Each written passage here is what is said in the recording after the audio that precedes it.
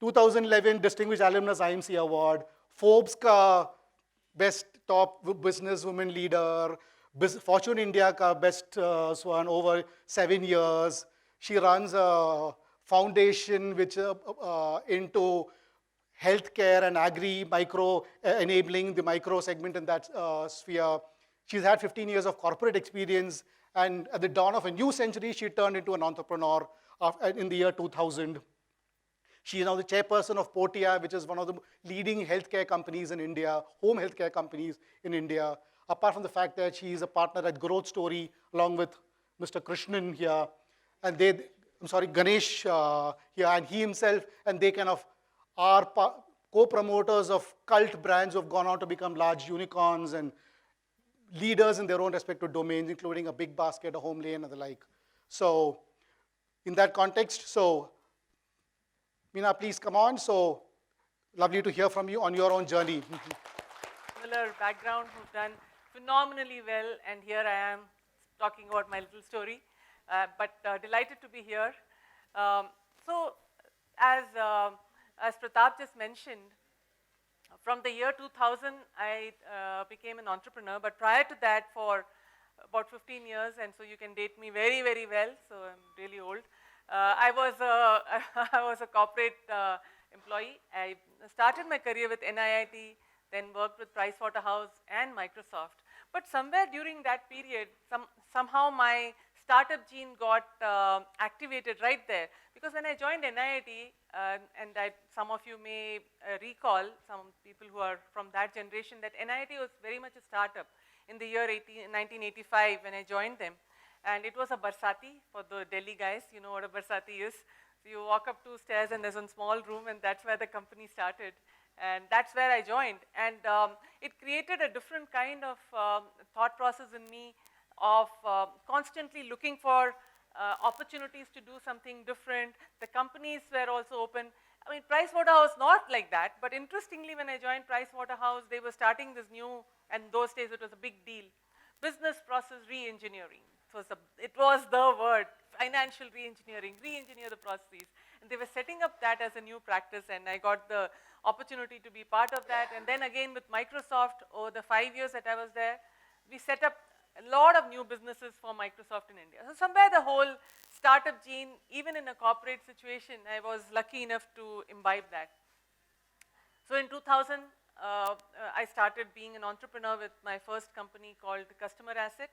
And it's been 23 years. I've been an entrepreneur, building businesses across multiple sectors, each a different industry, each a different sector, have gone through ups and downs, have shut down companies, have sold companies, have raised money, have given exits to investors. So navarasa, everything, whatever you can imagine, happiness, sadness, joy, ecstasy, complete despair, everything has happened in the last 23 years. And yes, it's good, it's tough, it's challenging, but this is my life. This is the journey that I chose to do, so good or bad, that's what it is. But before I get into sharing some of my experiences from my journey, I wanted to speak a little bit about the excitement that I feel today because of the huge amount of disruption, waves of disruptions that are happening across multiple vectors. I'm seeing from there are multiple angles from which one could view this, but from my angle as a person who's worked in tech, consumer, large businesses, I see some very, very exciting trends. And in my head, these trends create an environment which is like 100x transformative. 100x transformative from a startup or from a corporate perspective. The next 5 years, the kind of transformation that's happened, that these trends are going to create, is incredible. We could not have even imagined that. That's my feel. And of course, I'm a super optimist, so take with bucket of salt, whatever. I leave it to you. But I do feel that this is a very, very exciting time. And let me talk about a few of the trends that come to the top of my mind. The first one that always excites me is, and this is pretty unique and something extraordinary that India has done, is to create a digital public infrastructure. It's really unusual. It is amazing with a country of this size and this kind of complexity. We've been able to create Aadhaar, UPI, the ONDC now, you know, and in the healthcare sector where I sit, there is a the digital health mission, which is still in its infancy, but is very promising. And to be honest, the way we managed COVID, there might be many people who will talk about a lot of negatives, but in no time we created a COVID app and everybody was sitting on that. You could track whatever was going on. It's incredible how the digital public infrastructure that we created has helped us during difficult times and is right now creating a sort of railroad kind of an infrastructure through which the whole country can transform in multiple dimensions. The second thing, which sort of related to this but not quite, is the digital pervasiveness. And as a part of my foundation work now, I have the pleasure to go into the really smallest hamlets of Bastar. It's an Naxal-ridden district. Even there, a smartphone works. Okay, it's amazing. Wherever you go, there is, okay, not every Airtel may not work, but Jio may work, somewhere something else will work. But the fact is that even in the smallest of hamlets, which is unaccessible, it takes about 2.5 hours of really bad road to get to that village, but the smartphone works. Okay? So youngsters there have smartphone, they have internet. What is that doing? Changing the behavior of people in how they consume education, entertainment, how they buy things, how they access healthcare, and that's the area that I'm looking at, how to transform healthcare using all of this. So there is something which is happening, which is incredible, and this size of a country, this level of digital pervasiveness is bound to create huge amount of opportunities and challenges. The third thing, which is not something that everybody talks about with excitement, but it is the reality, ESG. Large organizations, small organizations, be it me, I mean, I sit on the board of a bank, there's a lot of talk that we have to be looking at ESG as a very core part of our strategy. It is not something which is nice to do, put it in the annual report, CSR, we do this also. It is starting to take center stage. And obviously, because of climate change related solutions starting to take center stage, there are opportunities there which are super exciting in my mind. And the fourth thing, of course, with all of us cannot but know is all about the very exciting new technologies that are coming in AI, generative AI, ChatGPT-4, show it a screen, it'll show it a dashboard, it'll create the entire code behind it. What is going to happen? I mean, it's a mind-blowing kind of transformation or technology which I frankly do not understand. And I am very lucky that I have a 24-year-old son who is doing some work in generative AI. So my job is, whenever I catch hold of it, please explain once again, because I still haven't understood. Please explain why this works, how does this work, what is this model, what is this about? It's just mind-blowing, the kind of transformation that is happening. And then by the time I even finish hearing from him, then somebody says, oh no, but it's quantum computing. I'm like, no, I don't want to hear about that. Let me just first understand this. So the amount of exciting transformation that's happening on the technology front with new AI, ML, and generative AI, and maybe sometime later, general intelligence, general artificial intelligence, if and when that happens, it's going to transform our lives. So how do we look at all this? How do we as individuals rise up to that and look at these as opportunities, challenges, excitement, curiosity, or we just say, okay, how do I protect myself when all of this is happening? Because that is the reality. As it's coming to hit us, it's going to change our lives, it's going to change our careers, it's going to change the way the companies work. So that's a context in which we are all living. To me, there are 3 or 4 areas of startups which I'm still super excited. EV mobility related end-to-end, you know, whether it is, sorry, it's not audible? There's a lot of noise coming from there, I think. Yeah. Can you just ask them to, yeah. But people at the back can hear me, right? Yeah, okay, cool, all right.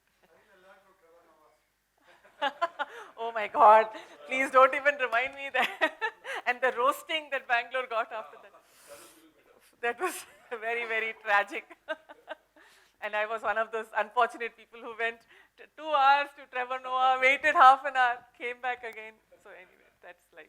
So I was talking about with this kind of disruption that is going on, there are a few areas that I still feel super excited either to start or to invest in startups, and that is in the EV mobility area.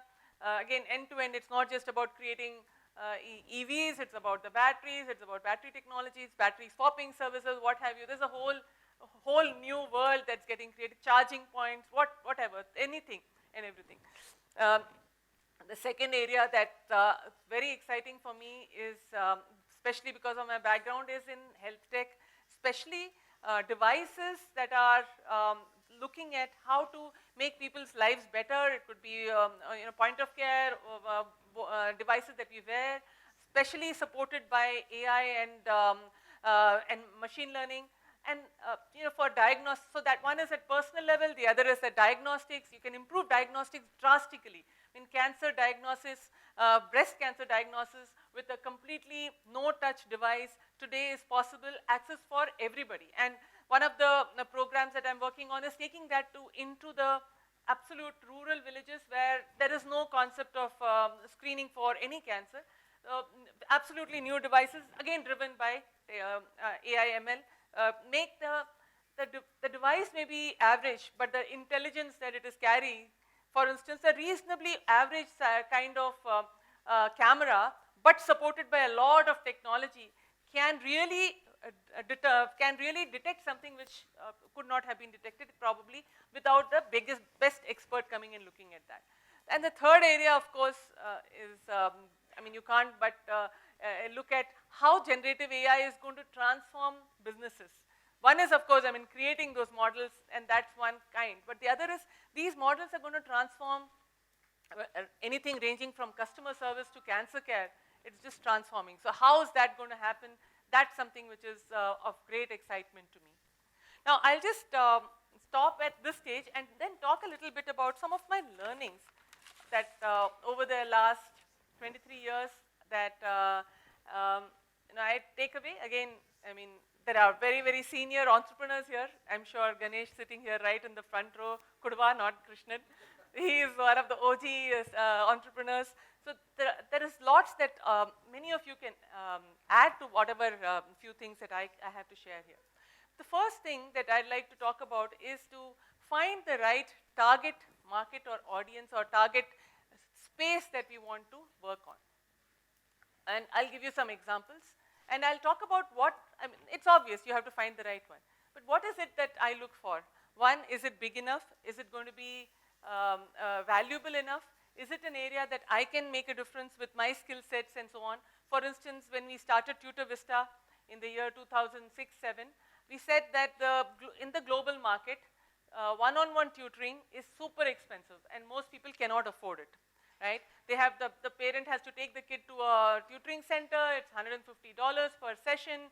The parent has to take a lot of time out of their lives, go there and do that. But the need is very much there, and there is very clearly, especially in the global markets where the quality of education is not up to the mark. There is desire, there is interest, but there is not enough opportunity. So can we create something using the Indian talent? Great teachers, speak good English, can communicate. Let's see if we can do that. And so what we came up with was, okay, we'll give you $100 a month subscription, any number of sessions that you want. So completely turn it on its head. And that became a real huge success. And so there was a market, there was a solution that we could offer because of the skill sets that we had, because of the resources that we had. We could take it there and it could disrupt. But then the same thing when we looked at the Indian market and said, okay, but what can Tutor Vista do in India? And this was the year 2008, 2009. And it was very clear at that time, this digital pervasiveness was very much not there. And this same solution in India would absolutely not fly. So today, of course, we have a lot of online tutoring solutions, but that's probably 20 years after, or 15 years later. At that point in time, this was not something which would fit this market. So we took a completely different approach there. So we said for India, we'll create digital education solutions which will support schools to do a much better job of improving the quality of education. So the same thought process of digital education, but very different solutions for different markets. And why is it that we could do that? Because we understood technology, by we I mean the founding team, technology, digital marketing, scaling, the large huge operations driven by process. Since we got all of this to the table, we said, okay, this is something that we could go ahead and do. The other thing in the gap, identification of a gap that I believe is important is to know, is this area really of value to people? And in my healthcare company, that was the driver. I mean, it's a home healthcare company outside of hospital healthcare. It brings healthcare to the doorsteps, into the families. Why did this idea come up? Because I have experienced this personally, because as I was taking care of my elder parents, and they have very good hospital infrastructure in Bangalore, got them the best care, bring them home, don't know what to do, I have to go to work, right? I mean, how am I going to do this day-to-day care of their health needs? Nothing was available, and that led to the thought that, yeah, maybe there is an opportunity there. And then, of course, studied that, saw that what is there in this market, what is there globally. Yes, it's a huge phenomenon. Only in India it is unorganized, disorganized, or completely fake, whatever it is. That's how it was. I mean, you could get a nurse those days, and I remember in 2010, I used to get a nurse for my dad. Okay, nurse ko bola, so somebody said, oh, you talk to so-and-so, this number, they have good nurses. That's the way it used to work. So I called that person. She said, yeah, I have never seen that woman ever. Okay, she said, nurse bhej denge. So nurse was okay. She used to, I don't know whether she knew anything. I was not in the healthcare sector. She used to do something and say, okay, so it seems all right. Now, the funny part was that every morning I used to have a conversation. You're coming? Because she comes, I go. I mean, it's like very clearly said. Yeah? Either she comes to work or I go to work. And I go to work, otherwise neither is going to work. So every morning I'll call her. You come? Haan, main nikal gaya. I've left. I'm on my way. And then I used to have this very bizarre conversation. But I can't hear any traffic sounds. Are you sure you're inside an auto? Matlab, are you really coming? So that's how it was. I mean, there was nothing available. So we had to really think about, it was very obvious that there was a huge problem waiting to be solved. Because I didn't start the company then. We were still working on Tutor Vista, and we exited Tutor Vista and completely in 2013. So then I said, I have experienced this. This is a real problem. I know that people will pay for it. So let me go and figure out how to do that. Of course, it took many months, 6, 8 months before I actually got down to do that. So once the gap was identified and I knew that I was excited and I believe that there is a lot for us to do in this, the next step was, is there a product market fit? Will people pay for it? If people pay for it, will the unit metrics work? So that's the second point for me, is that, is the unit metric ever going to work?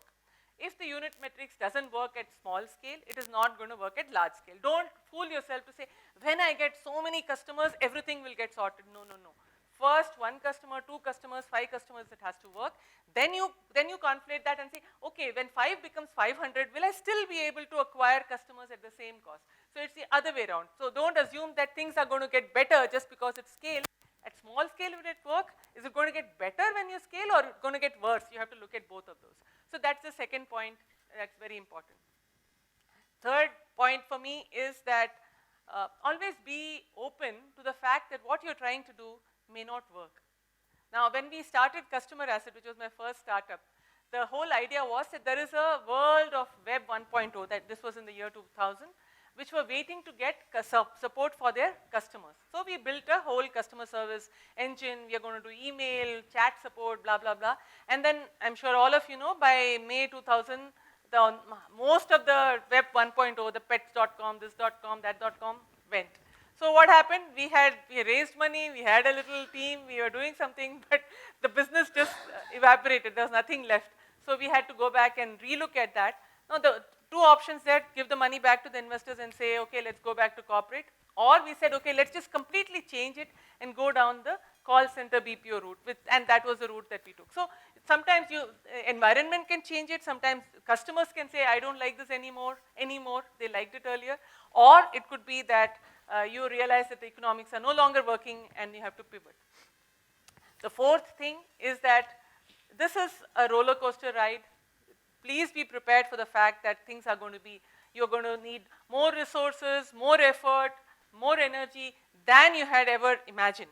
As any entrepreneur is a super optimist by design. I mean, you cannot be an entrepreneur otherwise. You think, sab kar denge. But actually it takes much longer, much harder, much more hair loss, or colors, whatever it is. So you have to be prepared for that. So I know that time is up and I've been just, given the signal. So what I want to close with is to say that it is a roller coaster ride. It is not for the faint-hearted. If you think it's good fun to be an entrepreneur, maybe sometimes when you raise a lot of money and it comes on Economic Times front page, yes, looks great. But on the back of it, there is a lot of hard work. But there is excitement, there is challenge, there is fun, there is a lot of ups and downs, but so it has to be something which matches your genetic makeup, your mental makeup. Are you persevering? Are you resilient?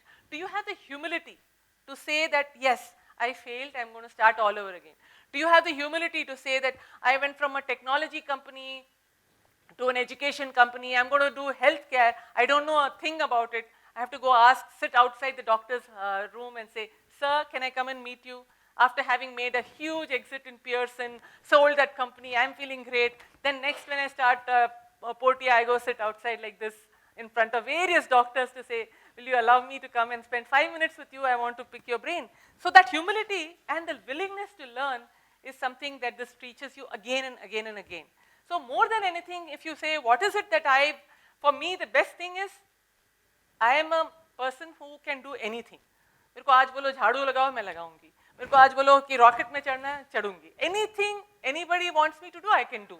So that flexibility of mind, to willingness to learn and say that everything is of great interest, I'm curious, that is something which is a change that has brought in me. Some money in the bank, no doubt about it. I'm very grateful for that. So it is something which is very exciting. Whoever has the guts and the desire for it should go for it, with the proviso that keep in mind it's not easy. It is a roller coaster. Thank you very much. Me to please come on to the stage to just hand over a small token of appreciation for the sessions. It was a lovely session. Thank you, Meena. So we really understand the energy behind the madness which is required to be an entrepreneur, the crazy scale of life. Thank you very much for the session. Thank you so much. This is Mr. Raju Swami from First Batch, the first OG entrepreneur. He's still active in his business, in his venture. All right, so lovely session, 20 minutes packed, 30 years of life packed into 20 minutes. It's not easy. So one could see that she was carrying papers with handwritten notes which have gone in. So I think it's old school diligence which still rules. Not the iPad, not the gizmos that probably the young leaders use today, but so much of information packed into that. And the sheer diversity, the sheer diverse skills which she has just exuded, that's required here. Very importantly, the ability to pivot, the ability to be able to roll up one's sleeves. I don't know, in her case it wasn't sleeves being rolled up, but after a big exit, she talked about knocking on the doors of a doctor. It's easier said than done. While it might be the mental frame of mind one needs to be able to do that is something which is bordering on madness. But the world needs people of this kind to make it go around. And that's what really is commendable. And thank you very much, Meena, for the session. And so distinguished alumnus, Forbes person, Fortune person, board of directors of lots of companies, now we know what really that makes sense. And anybody after this, feel free to have one-on-ones with her, take selfies with her and the like. By the way, anybody, I think it really warrants for the world outside to know about this audience packed here. Hashtag IIMConnect 1.0, please go ahead. Share karo, tweet karo, whatever karo, reel karo, Instagram karo, sab kuch, for the younger audience to know that IIM Calcutta is on the move. Right? Joka rocks. And if there's anybody, and if anybody wants to raise any one-on-one questions of her, queries, feedback, different contrasting points of view, saying what you have done is not right, aisa karna tha, please raise. No question, no holds barred, no holy cows here. हम जोका वाले हैं. आपने जो किया गलत था. Okay, and the theme for the day, this session, kuch to chahiye tha, right? IIMConnect 1.0, business meet, so we have to talk some business. So we're talking about chalking out the path for a $5 trillion Indian economy, the roadmap for that. And so some crystal ball gazing into the future while we look back at the rear view mirror as well. What does that entail? And so that's what the theme for the afternoon, for the rest of the day is going to be.